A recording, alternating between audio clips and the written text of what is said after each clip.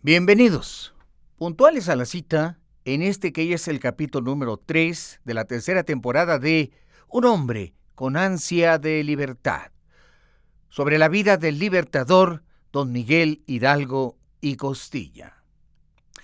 Eran los meses de noviembre y diciembre del año 1810. El ejército virreinal se organizaba y se preparaba para ir a Guadalajara en contra de los insurgentes. Allende e Hidalgo se habían reconciliado en parte, pero esta reconciliación nunca llegó a consolidarse. Las diferencias entre ambos jefes del ejército insurgente se iban acentuando. Miguel Hidalgo parecía no darse cuenta del disgusto de Allende, pero en el fondo sabía que ya no podía contar con él con la misma lealtad y sumisión que antes, de manera que decidió crear un nuevo protagonista dentro de la historia. Así, este periodo de la historia insurgente se conoce como la época de los dos Ignacios o de los dos Nachos. Sí, Hidalgo tomó la decisión de encargar a Allende todo lo relativo al estado militar, la organización del ejército, el que éste se pertrechara bien y se preparara para el combate, así como el entrenamiento que éste debía tener. Pero por el otro lado, la figura de otro Ignacio, don Ignacio López Rayón, emergió.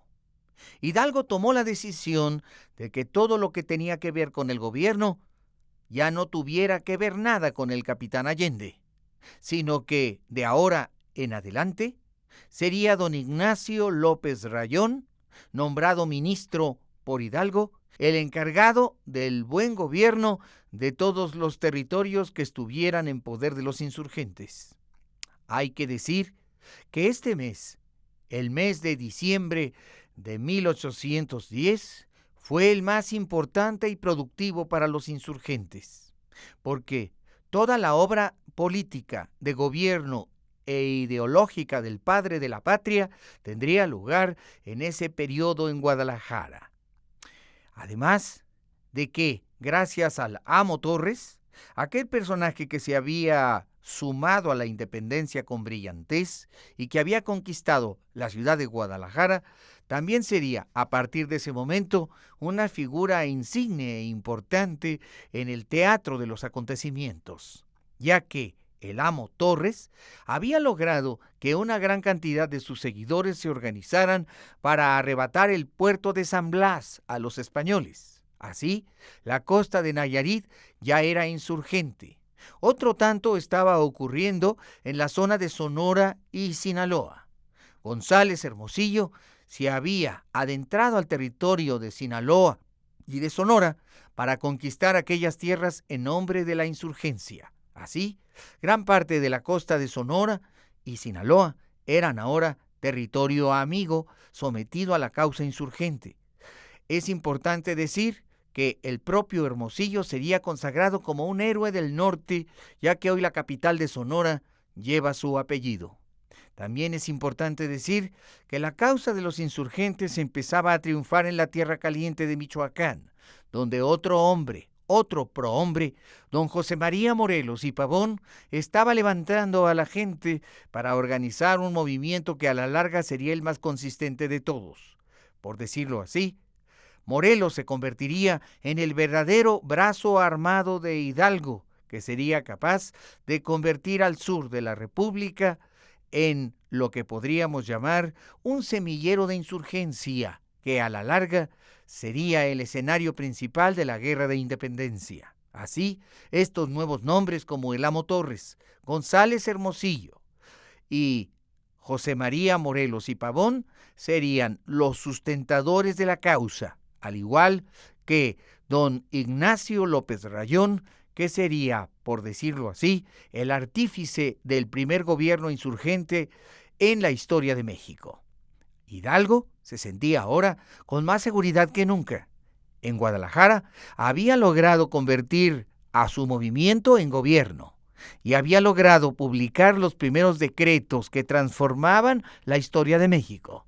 Uno de estos decretos sería el más importante, el de la abolición de la esclavitud. Así, Hidalgo en Guadalajara, en diciembre de 1810, había transformado para siempre el perfil de un movimiento revolucionario en un verdadero movimiento de gobierno que trataba de legitimizarse para decirle a todos los habitantes de México que aquella pequeña rebelión se había convertido ahora en un verdadero Estado que pretendía dar a los mexicanos garantías y darles seguridad en la confianza de que estaban haciendo una nueva nación.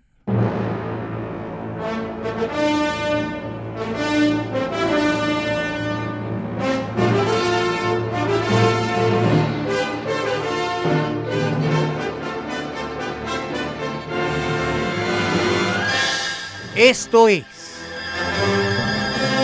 Encuentros con la Historia. Hoy presentamos el capítulo número 3 de la tercera temporada y última de Un hombre con ansia de libertad, sobre la vida del libertador, don Miguel Hidalgo y Costilla. No te pierdas los últimos capítulos de la vida de don Miguel Hidalgo. Productor ejecutivo y productor general, Ignacio Salgado Liñán. Operación técnica, ambientación, efectos físicos, Jorge Alonso. También en la operación técnica, César Arturo Becerril. Investigación histórica, investigación musical y musicalización, Felipe Saldívar. Agradecemos el apoyo del gran musicólogo mexicano, el licenciado Jaime Almeida, y a los historiadores del Colegio de Historia de la Universidad Nacional Autónoma de México. Esta obra es escrita y dirigida, así como narrada, por tu amigo y servidor, el doctor Pepe Cruz.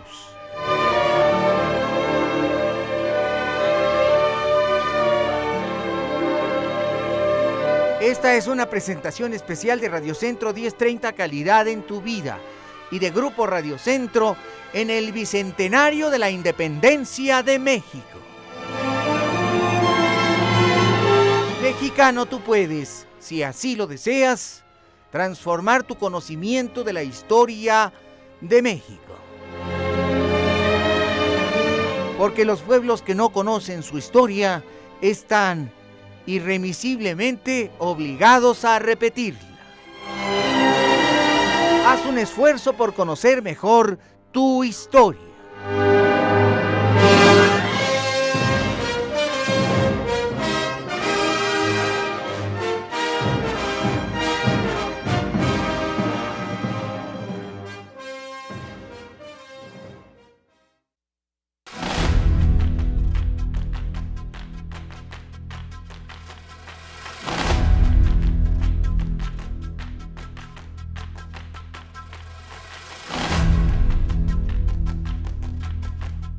La guerra de independencia estaba entrando a su fase más fundamental.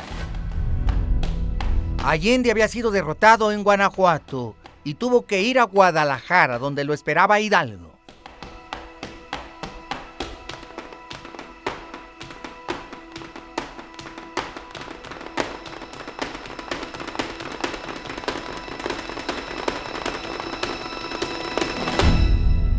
El guerrillero José Antonio Torres, conocido como el Amo Torres, había salvado la situación. Después de conquistar Guadalajara, invitó a Hidalgo.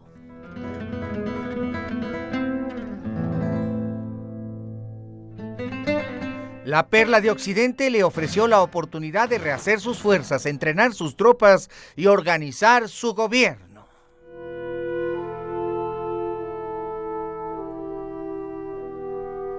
Pero en la Ciudad de México, el virrey conspiraba en contra de Hidalgo.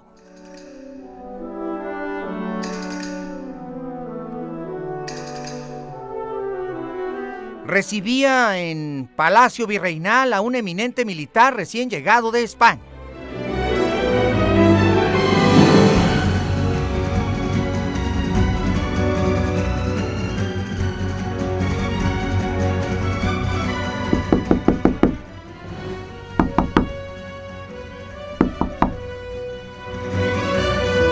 ¡Pasad!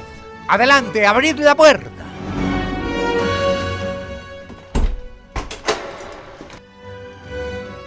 El ujier de palacio decía al virrey: «Perdone, vuestra excelencia, pero el brigadier don José de la Cruz ya está en palacio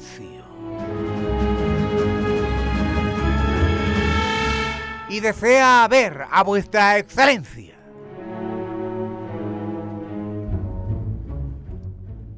«Adelante, que pase. De inmediato, hacedle pasar».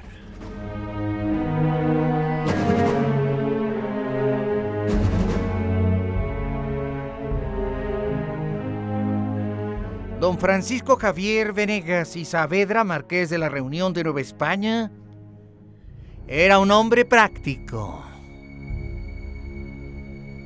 Había tomado la decisión de enviar de inmediato al recién llegado de España hasta Guadalajara.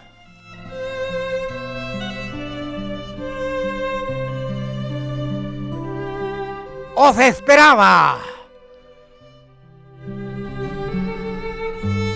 Después de unos minutos se pusieron de acuerdo. Lo que sorprendió al virrey fue ver que aquel brigadier precedido de tanta fama era un jovencito de 25 años de edad. ¿Cómo un hombre tan joven podía haber alcanzado el cargo de brigadier? ¿Cómo era posible que aquel hombre blanco espigado de ojos verdes, que era apenas un niño, pudiera ostentar el uniforme de brigadier y tantas condecoraciones en su pecho? Pero le dijeron que era un héroe de guerra y que desde los 12 años había combatido en el ejército, en la lucha contra los franceses para expulsarlos de España. También se le aseguró que no había otro más bravo ni más inteligente en el terreno militar.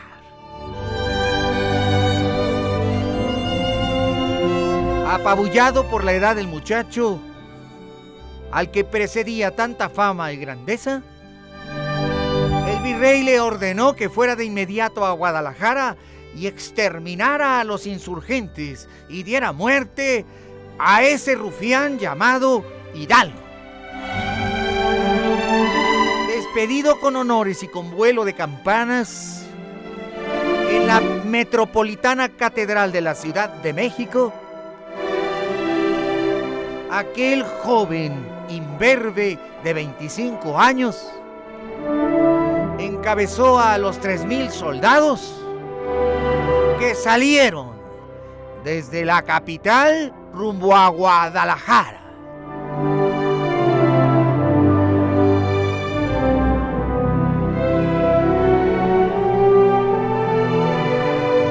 Mientras tanto, en Guadalajara, en una reunión secreta se reunieron don Miguel Hidalgo, el capitán Ignacio Allende y don Ignacio López Rayón.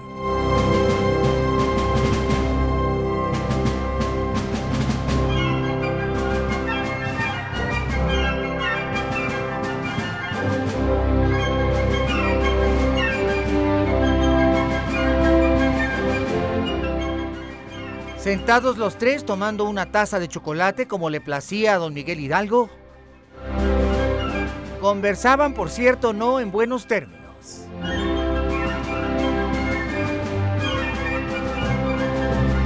Allende le decía al padre de la patria mexicana: «Es que no estoy de acuerdo, señor cura, nunca estaré de acuerdo. El ejército insurgente debe ser no una masa informe e indisciplinada, sino un cuerpo de ejército, debidamente disciplinado y adiestrado, preparado y entrenado para una guerra moderna.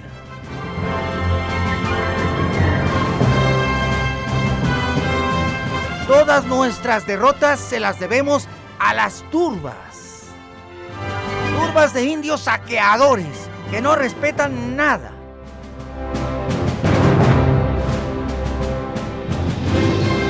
Pero el padre de la patria, molesto, levantó su voz.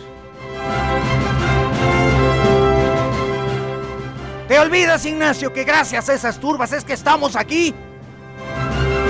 Que gracias a esas turbas es que tenemos esperanza.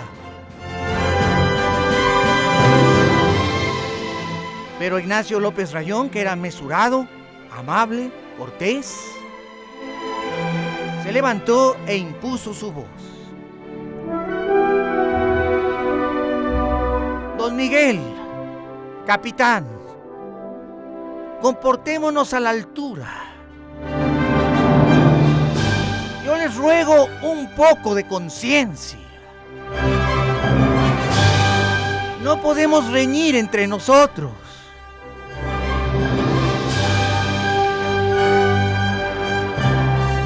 Allende le respondió: tiene usted razón, licenciado López Rayón.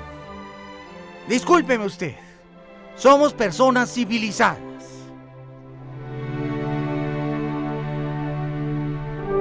Y don Miguel Hidalgo añadió: discúlpame tú también, Ignacio. Pero es que es más que evidente que en algunos asuntos no podemos estar de acuerdo. Rayón, que siempre actuó como parte del equilibrio entre ambos, propuso: don Miguel, discúlpeme usted, pero yo pienso que el capitán Allende tiene toda la razón.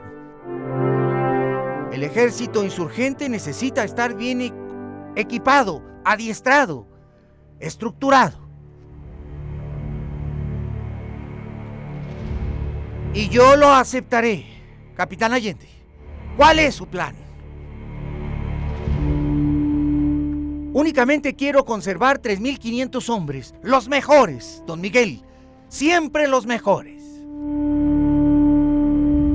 Con ellos podremos estructurar 7 batallones de infantería, 6 escuadrones de caballería, 2 compañías de artillería. A marchas forzadas en 3 semanas o 4, podremos adiestrar a toda esa gente y equiparla adecuadamente. En asuntos militares yo siempre respetaré sus criterios, capitán Allende. Perdóneme usted, general Allende. Creo que usted es la cabeza disciplinaria del ejército insurgente. Reciba todo mi respaldo y de inmediato organice a la tropa, como usted y su leal saber determinen, que yo respetaré en todo sus opiniones y conceptos militares.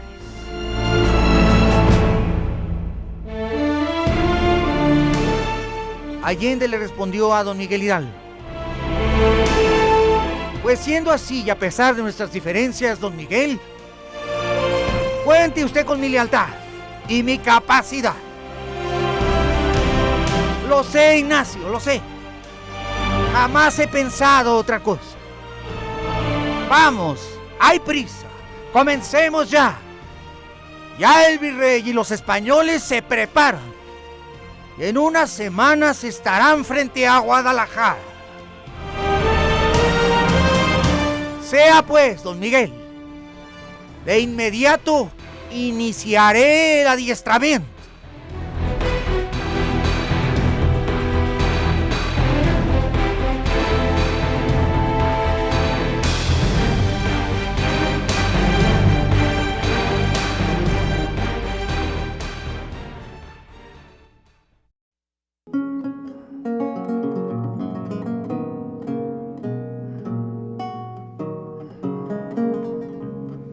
Después de la llegada del capitán Allende, o general Allende como ostentaba hoy este pomposo título, el ejército insurgente se reanimó.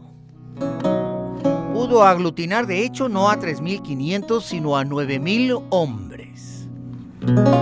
Aunque no todos fueron adiestrados y equipados, ya que la visión del general Allende consistía en que hubiera una fuerza de élite y no se podía en tan poco tiempo entrenar a un número mayor.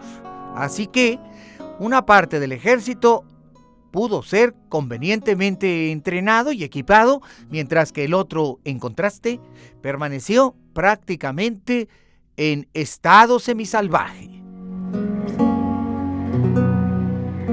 Pero aquellos 3.500 soldados que había elegido como los mejores eran la tropa de élite que tendría que librar la batalla contra la fuerza virreinal.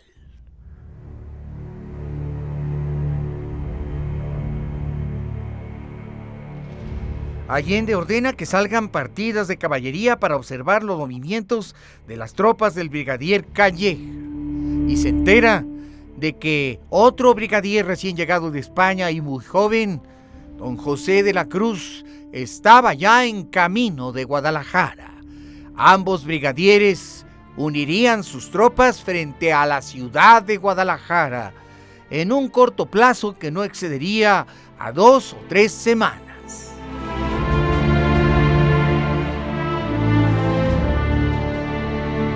Allende y Juan Aldama tomaron la tarea del entrenamiento.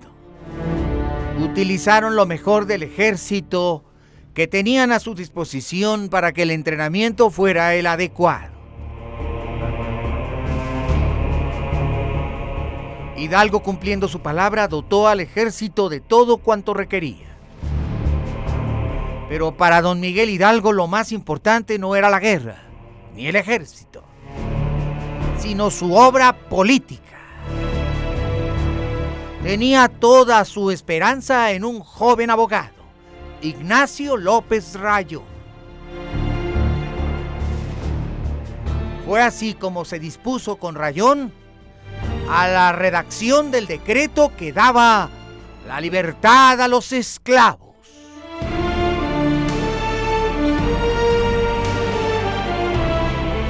Vea usted, don Ignacio Rayón, lo importante es que este gobierno cumpla con las necesidades más ingentes de la población. Liberarlos de los tributos injustos. Liberarlos de los impuestos excesivos. Ese será el primer decreto. Y el segundo, el más importante, será la liberación de más de 100,000 esclavos que existen en el país. Rayón dijo a Hidalgo: de inmediato me daré a la tarea de redactar esos decretos. Para esta misma tarde, don Miguel, podré entregar los borradores.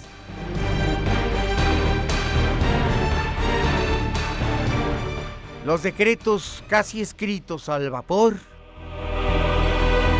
manifestaban el inmenso talento en el conocimiento de la ley que tenía don Ignacio López Rayón, uno de los mejores abogados de la causa insurgente, uno de los verdaderos talentos jurídicos.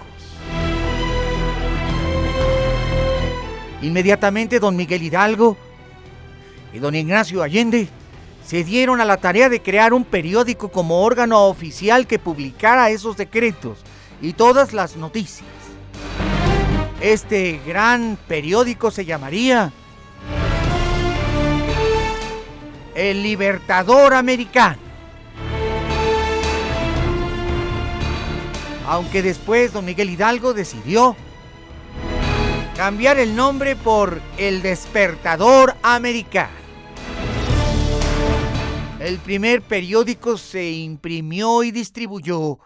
En él los insurgentes no solamente daban cuenta de sus leyes y sus políticas, sino que también publicaban una serie de artículos sobre las batallas, las guerras, las escaramuzas y, por supuesto, la situación de la nación.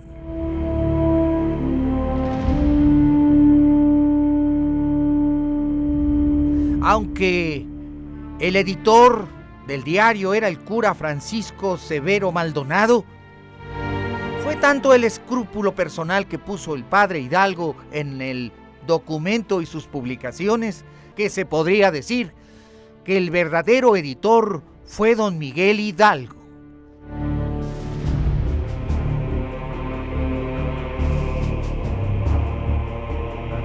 La obra política de Hidalgo no eran solamente estos decretos y otras leyes publicadas, sino de hecho la conciencia de que aquella no era una revuelta, sino una revolución armada que buscaba la soberanía del pueblo de aquellos contornos conocidos como la Nueva Galicia. Fue la primera vez en que se creó conciencia nacional. El trabajo de Allende, de Hidalgo y de Rayón dio sus frutos. Para el 28 de diciembre de 1810, Guadalajara estaba preparada para dar la batalla. El ejército insurgente animoso y el gobierno independiente constituido.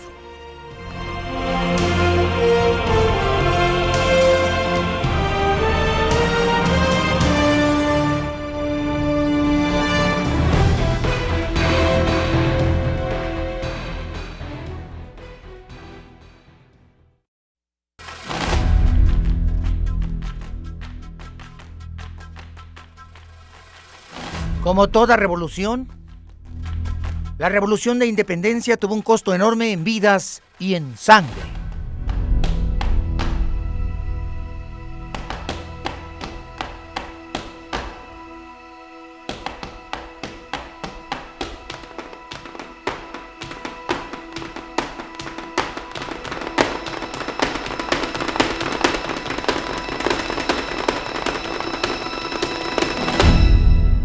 A instancias del licenciado López Rayón, el señor cura Hidalgo comienza a dar nombramiento de tipo político a diferentes funcionarios del nuevo estado. A don José María Chico, de importante familia guanajuatense, se le nombra ministro de Gracia y Justicia para poder imponer penas a quienes se rebelen contra los nuevos decretos.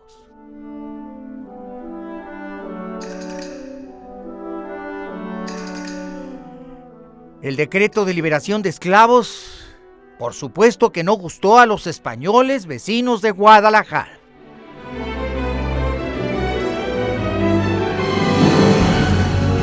Ya que los obligaba a liberar a sus esclavos.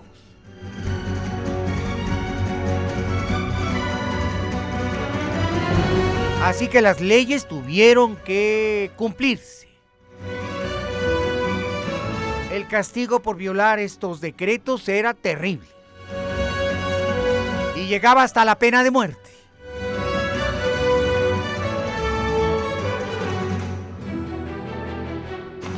Y como en toda revolución hay injusticias, muchas veces las acusaciones eran falsas.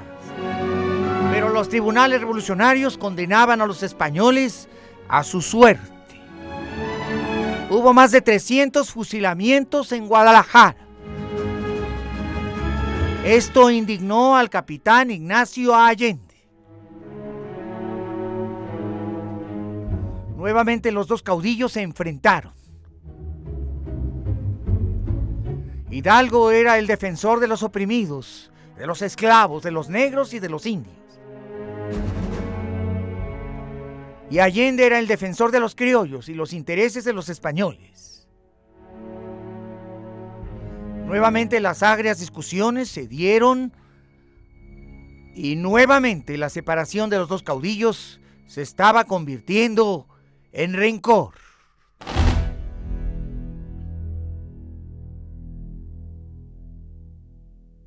Allende le reclamaba a Hidalgo: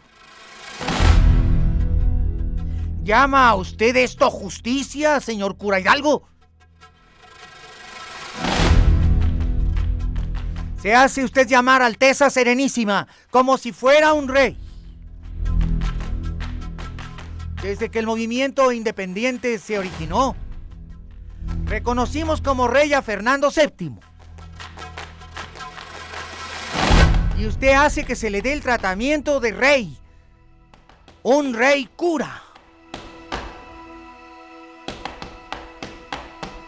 Hidalgo le dijo a Allende: me estás ofendiendo, Ignacio. La gente me llama Su Alteza Serenísima. ¿Qué quieres que haga? Soy la cabeza de esta revolución y ellos me identifican con un gobernante. Eso es lo que soy.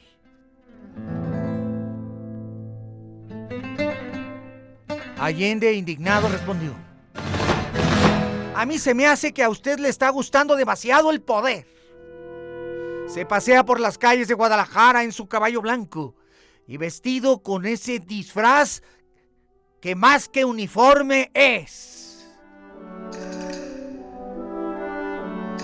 Pero Rayón siempre intervenía en las discusiones. Señores, os ruego la calma.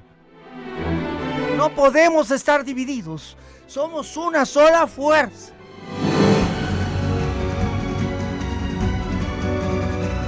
Pero los dos caudillos estaban en una franca crisis. A Allende le indignaba el trato que recibía Hidalgo. Y a Hidalgo le indignaba el que a Allende no le importaran las causas sociales de los esclavos y de los indios. Aún a pesar de todo, ambos caudillos siempre entraban en razón. Y mucho se debía al trabajo de don Ignacio López Rayo. Pues no, Ignacio. Yo no reconozco ya a Fernando VII. Seremos los mexicanos los que nos gobernemos a nosotros mismos. Si los franceses eligen gobernantes franceses y los italianos gobernantes italianos y los alemanes gobernantes alemanes, no veo por qué los mexicanos debamos escoger gobernantes extranjeros. Allende respondí: es para dar legitimidad al movimiento. No necesitamos legitimidad, Ignacio. Necesitamos libertad. Libertad sí que necesitamos. Déjame el gobierno a mí. Tú maneja el ejército. ¿Qué sabes tú de gobierno?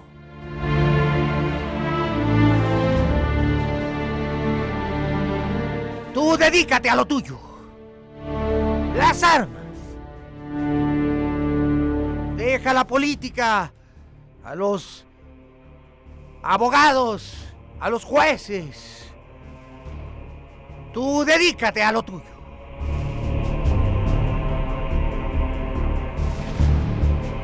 Allende, ofendido, lastimado, molesto, le respondió: nos rebelamos contra un mal gobierno, no para tener otro peor que usted en cabeza.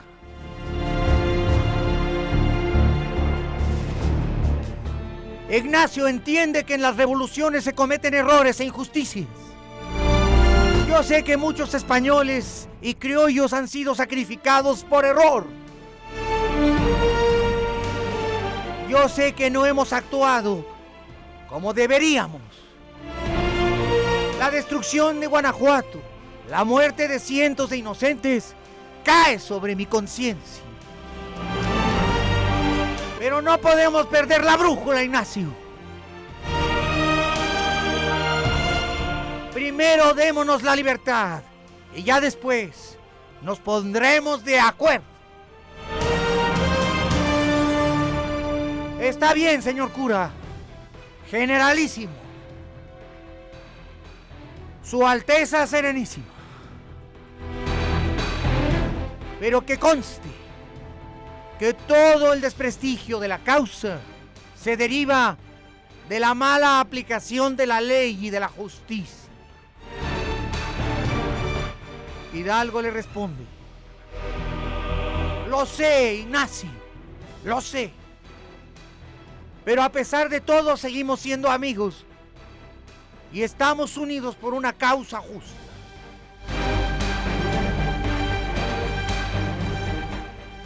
Allende, con respeto, le dice: está bien, señor cura, seguiré cumpliendo sus órdenes, aunque no esté de acuerdo en todo con su gobierno. Considéreme, a pesar de todo, leal y honorable. Está bien, Ignacio. Reconozco tus valores, tu lealtad y tu honor.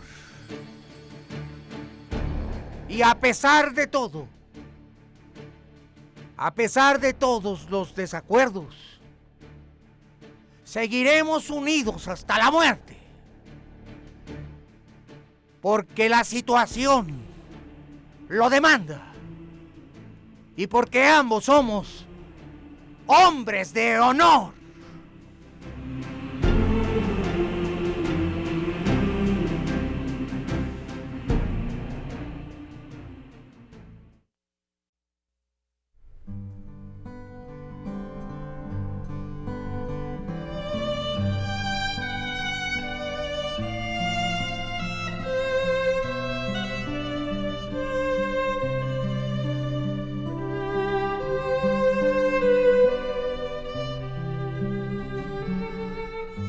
Los enfrentamientos y las discusiones entre el padre de la patria y el capitán Ignacio Allende, ahora generalísimo de los ejércitos, eran consecuencia lógica de dos maneras distintas de pensar. Allende y Aldama representaban una corriente que había nacido desde la conspiración de Querétaro. Eran representantes de la corriente liberal en el campo revolucionario. Seguían las ideas de Primo Verdad y Azcárate, que proponían la creación de una junta presidida por el virrey e integrada por un representante de cada provincia, nombrada por el ayuntamiento respectivo. Y así pensaban hasta ese momento, mientras que en cambio Hidalgo ya no estaba de acuerdo con estas ideas. Los liberales querían entregar a México a Fernando VII a través de esta junta virreinal. Hidalgo pensaba que eso no era una verdadera independencia, que los mexicanos ahora deberían gobernarse por ellos mismos, que no requerían virreyes, ni reyes, ni extranjeros, ni mucho menos peninsulares, porque si el control de la política y del gobierno seguía en manos de los peninsulares, a los criollos, a los indios, a los negros, les tendría que ir siempre mal, porque estarían siempre sometidos al poder de los peninsulares. Hidalgo, desesperadamente, trataba de convencer a Ignacio, a su querido amigo Ignacio Allende, de que había llegado el momento de la verdadera libertad, de que ahora tendría que ser un criollo mexicano nacido en estas tierras el que ejerciera el poder, el gobierno y la autoridad. Allende no estaba de acuerdo, pero Hidalgo le hizo saber de que mientras él fuera el líder de la independencia, no gobernaría a la Nueva España o a México un extranjero. Poco a poco Allende fue entendiendo a Hidalgo. Lo suyo no era un afán ciego de poder, sino de autonomía, para dotar a todos los mexicanos de un verdadero movimiento libertario que los emancipara de la autoridad española. Aún así, las diferencias seguían, y el ejército virreinal se acercaba a Guadalajara. Y fue así como don Miguel Hidalgo ordenó. El día 12 de enero de 1811, que se tocaran las campanas a vuelo.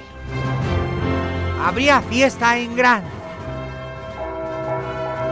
ya que los ejércitos del rey estaban a las puertas de Guadalajara. Había que motivar a la gente con una gran fiesta, echando las campanas a vuelo, promoviendo desfiles, jaripeos, una gran obra de teatro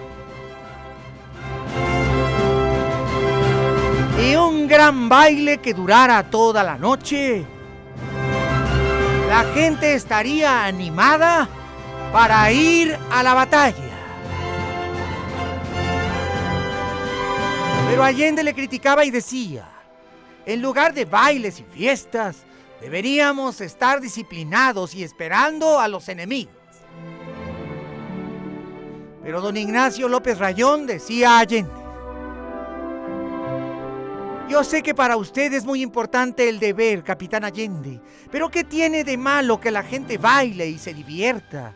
El padre Hidalgo tiene razón. Echemos hoy la casa por la ventana, que haya regocijo. Mañana, así, estaremos mejor en el campo de batalla.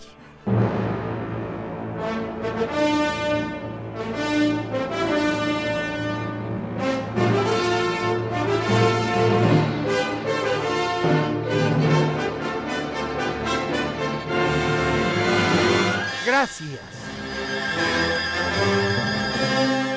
por haber estado con nosotros en el tercer capítulo de la tercera temporada de Un hombre con ansia de libertad. La vida del libertador Miguel Hidalgo y Costilla.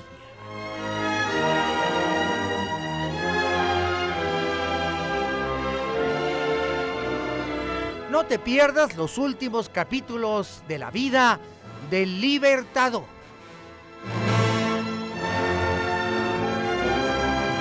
Tenemos una cita aquí, como todos los días, los 365 días del año. Te esperamos mañana para que escuches nuevamente otro capítulo de esta serie. Buenas noches, como siempre, y hasta mañana.